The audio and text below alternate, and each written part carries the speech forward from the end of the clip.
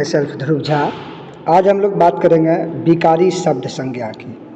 सबसे पहले संज्ञा देखिए, संज्ञा वे विकारी शब्द हैं जिससे किसी विशिष्ट वस्तु, भाव या जीव के नाम का बोध हो। यानी साधारण शब्दों में आप ये बोल सकते हैं, किसी प्राणी, स्थान, वस्तु, भाव या गुण के नाम को जो है संज्ञा कहते हैं।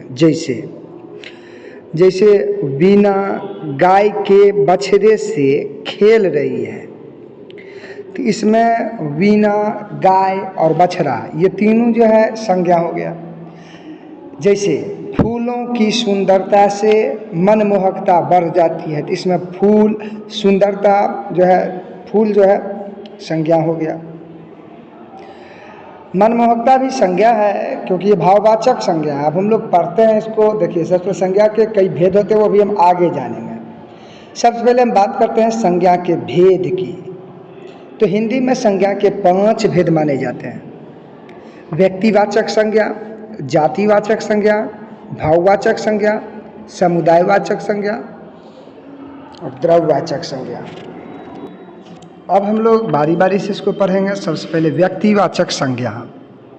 तो व्यक्तिवाचक संज्ञा जिस संज्ञा पद से किसी विशेष प्राणी, स्थान या वस्तु के नाम का बोध हो, उसे व्यक्तिवाचक संज्ञा कहते हैं। जैसे राधा और श्याम ये प्राणी है, मुंबई और दिल्ली ये स्थान है, तीर, कमान, गांडीव ये वस्तु है। यानी आमतौर पर व्यक्तिवाचक संज्ञाएं जो होती है वो इस प्रकार रूप में होती है कि जहाँ भी आपको व्यक्तियों के नाम, दिशाओं के नाम, देशों के नाम, नदियों के नाम, समुद्रों के नाम, नगर, चौक या सड़कों के नाम, पुस्तकों या तथा समाचार पत्रों के नाम, दिन, महीना के नाम या उत्सवों या त्योहार आदि के नाम जो हैं, ये सब व्यक्तिवाचक संज्ञा के अंतर्गत आते हैं। तो ध्यान दीजिएगा, व्यक्तिवाचक संज्ञा के अंतर्गत व्यक्तियों के नाम आएंगे, दिशाओं के नाम आएंगे, देशों के नाम आएंगे, नदियों के नाम आएंगे,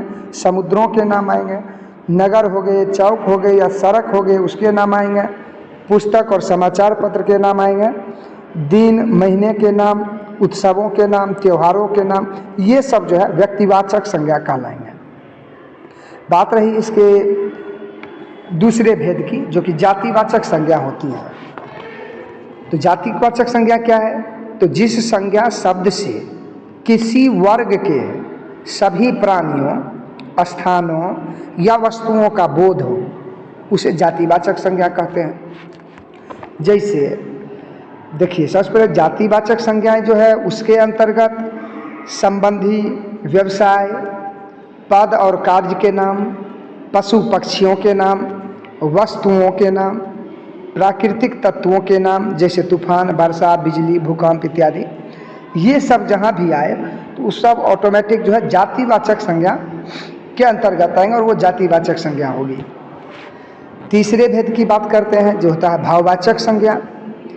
तो जिस संज्ञा शब्द से किसी भाव, गुण, अवस्था या कार्य, व्यापार आदि का बोध हो, तो उसके नाम को भाववाचक संज्ञा कहते हैं।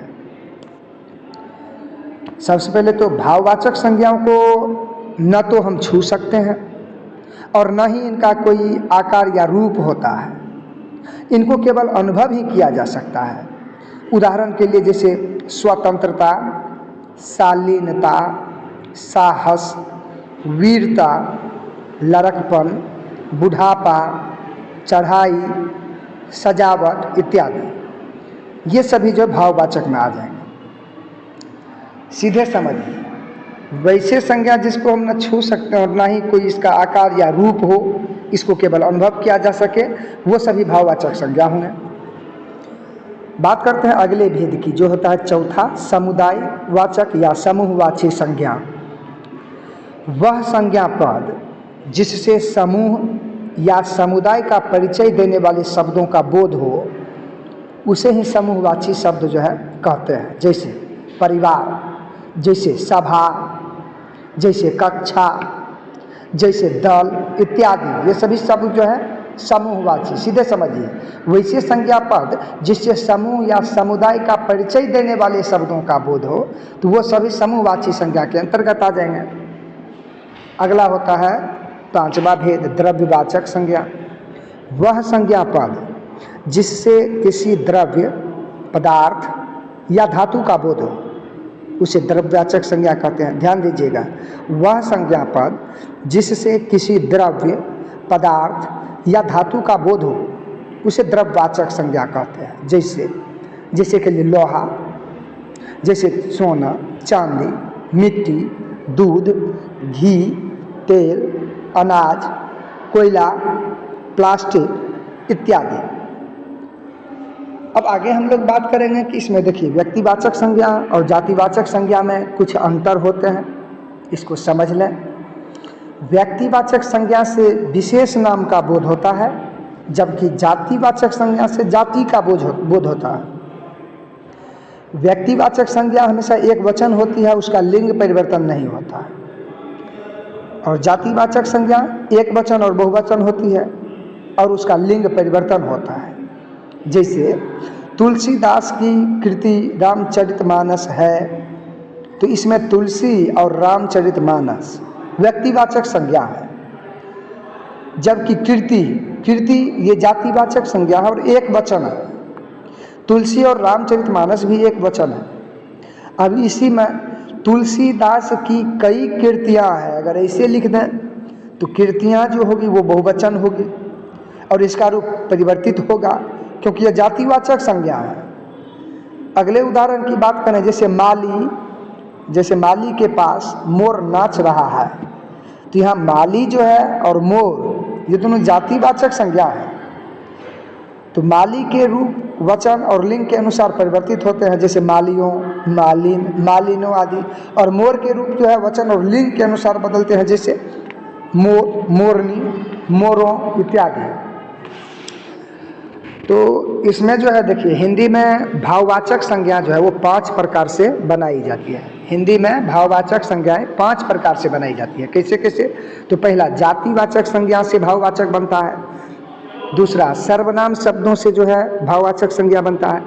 तीसरा विशेषण शब्दों से भाववाचक संज्ञा बनता है और क्रिया शब्दों से भी बनता है और अव्यय शब्दों से भाववाचक संज्ञा बनता है। अब जैसे हम लोग जातिवाचक संज्ञा से, हिंदी में भाववाचक संज्ञाएं 5 प्रकार से बनाई जाती है। पहला जातिवाचक संज्ञा से, दूसरा सर्वनाम शब्दों से, तीसरा विशेषण शब्दों से, चौथा क्रिया शब्दों से और पांचवा अवयव शब्दों से। तो इसमें सबसे पहले हम लोग बात करेंगे जातिवाचक संज्ञा शब्दों से बनी भाववाचक संज्ञा की। जैसे जातिवाचक संज्ञा के अंतर्गत आ गया कवि, तो इसका भाववाचक हो जाएगा कवित्व। जैसे चोर है तो चोर जातिवाचक संज्ञा शब्द है, तो इसका भाववाचक हो जाएगा चोरी।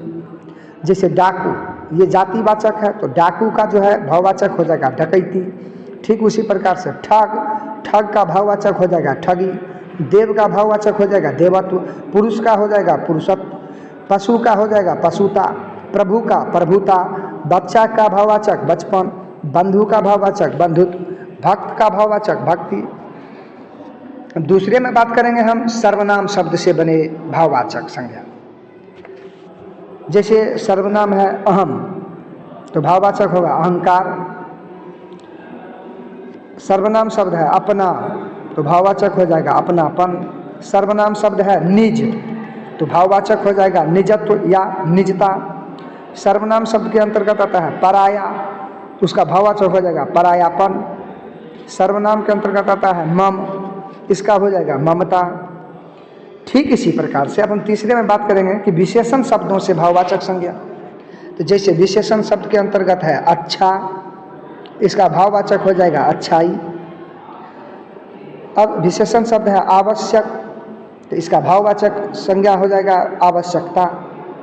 जैसे विशेषण शब्द है उदार तो भाववाचक हो जाएगा उदारता। ठीक उसी प्रकार से काला का कालिमा, कठिन का कठिनाई, चतुर का चतुराई, मधुर का मधुरता, ठंडा का ठंडक, मूर्ख का मूर्खता, अहिंसक का अहिंसा, कायर का कायरता, मोटा का मोटापा, पंडित का पांडित्य, नम्र का नम्रता, भक्त का भक्ति, ठीक उसी प्रकार से प्राचीन का प्राचीनता।